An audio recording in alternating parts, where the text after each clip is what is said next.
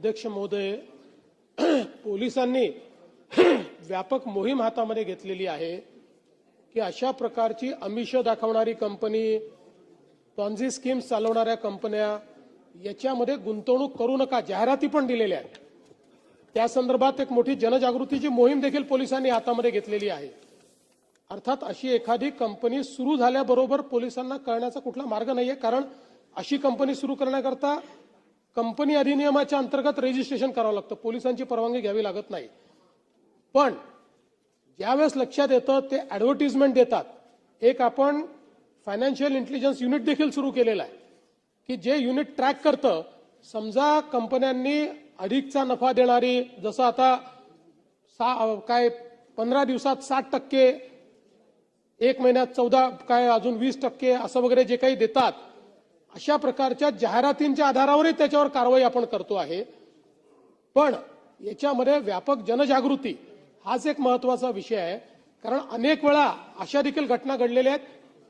या कंपन्या रजिस्टर्डही नसतात, कोणाची परवानगी नसते, थेट बोर्ड लावतात, लोकांकडून पहिल्यांदा पैसे घेतात, त्यांना पहिले 2-3 महिने व्याज सांगितलं तसं परत करतात आणि त्यानंतर मग सगळा गाशा गुंडाळून गायब होतात।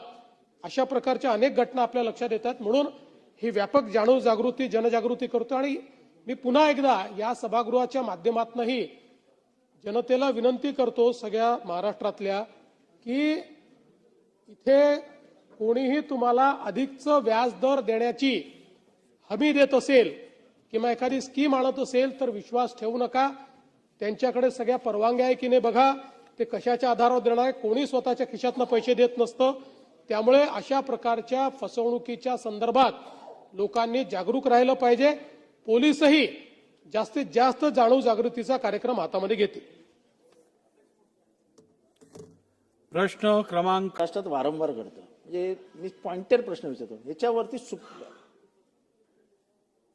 रिझर्व्ह बँकचे नियम आहेत की व्याज किती द्यायचं, व्याजाच्या वरती काही जाणार असेल तर रिझर्व्ह बँकेने त्याच्यावर बंदी घातली। हा प्रश्न त्याच्याशी संबंधित आहे नाही मला माहित नाही, पण हे लुटालुटीचं काम दर महिन्याला कुठेतरी होत असतं। तर आपण पोलिसांना असं काही सांगणार आहात की जिथे पण हे व्याजाचा दर वाढवून पैसे घेतात त्याच्यावर त्वरित कारवाई करावी, असे रिझर्व्ह बँकचे आदेश आहेत। मग आपण पोलीस ही कारवाई का करत नाही? पोलिसांना माहिती मिळत नाही का? पोलीसच पैसे गुंतवतात। ह्या बाबतीत सरकारने काहीतरी योग्य धोरण ठरवून, करोडो रुपयाची लूट होते हो गरीब माणसाची, आपण काहीतरी योग्य धोरण ठरवून पोलिसांना आदेश दिले की कंपनी उघडल्या बंद झाली पाहिजे।